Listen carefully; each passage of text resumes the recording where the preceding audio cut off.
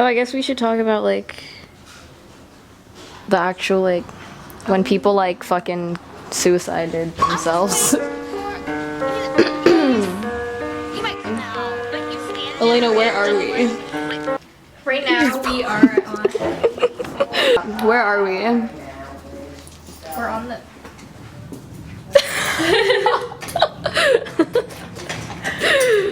This isn't cute. We are at 1859 Geary, which in 1971 Jim Jones founded as his San Francisco faculty for the People's Temple.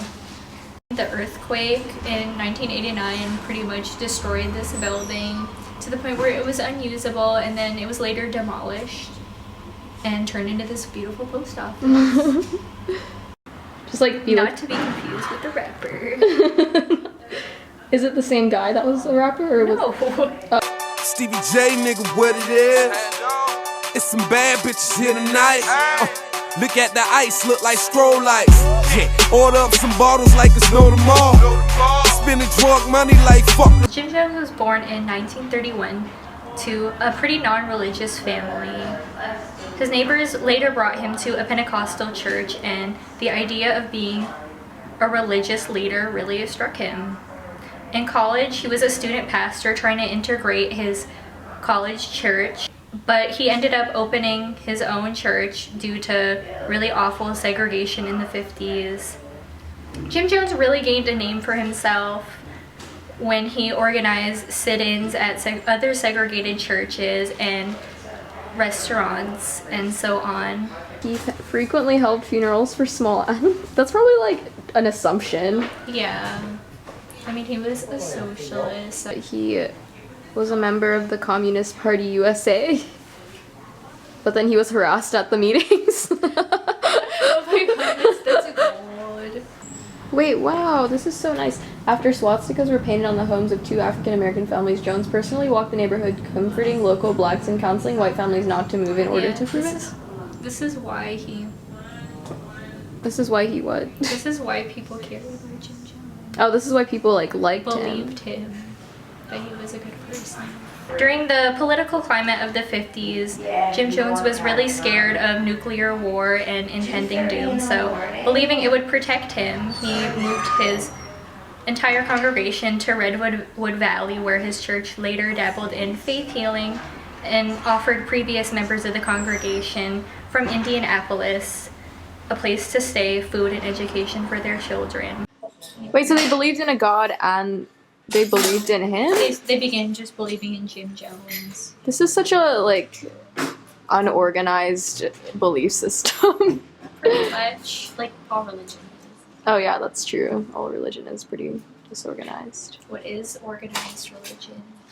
I mean, there's like a million different like little Christian segments. Yeah, this was just one of them, I guess. On August 1st, 1979, Jim Jones finally moved his congregation of 1,100 to Guyana in South America with very short food supply. He maintained control of his congregation by doing really fucked up stuff like separating children from parents and sometimes even spouses. So he got 900 fucking people to move to Brazil. Yeah, he like, I don't know, he invested a lot in his congregation. He said, I think his wife, I mean, don't fact check me on this, I don't know, to flight school, and I think she was the one that like flew everybody out. Plus it was like really secluded. I mean, the next like airstrip that you could possibly leave in was 6 miles away. November 15, 1978, Representative Leo Ryan, he's a San Francisco representative, arrived at Jonestown with newspaper and TV journalists. He took 16 defectors that no longer wanted to be affiliated with the church, and they attempted to escape.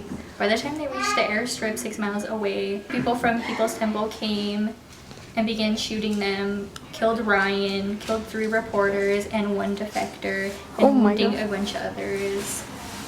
And back at the compound, Jim Jones, riled everybody up for a sermon and said, "There's no more hope for our people, and we all must commit revolutionary suicide. What was the reason for them to commit mass suicide? If you were a true follower and I want you to kill yourself, you're gonna do it.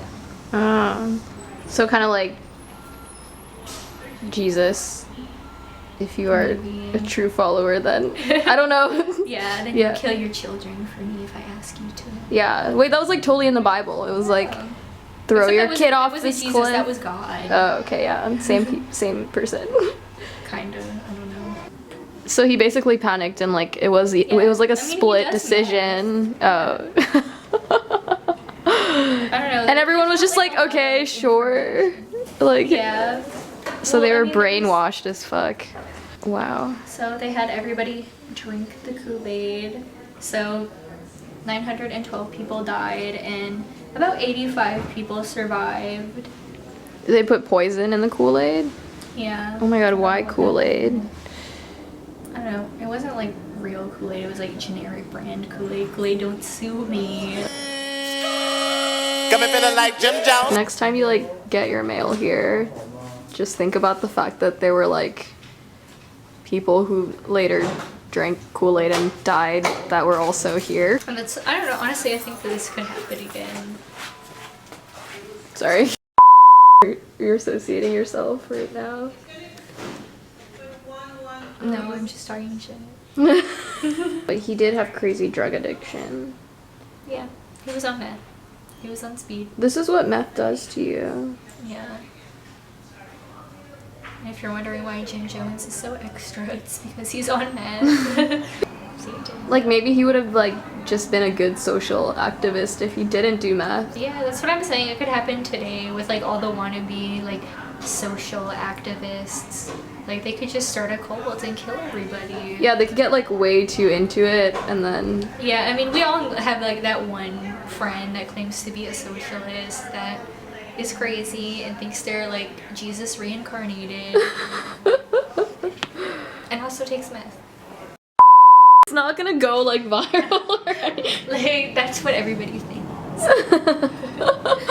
You really hope you don't become a meme. Yeah, I don't want to become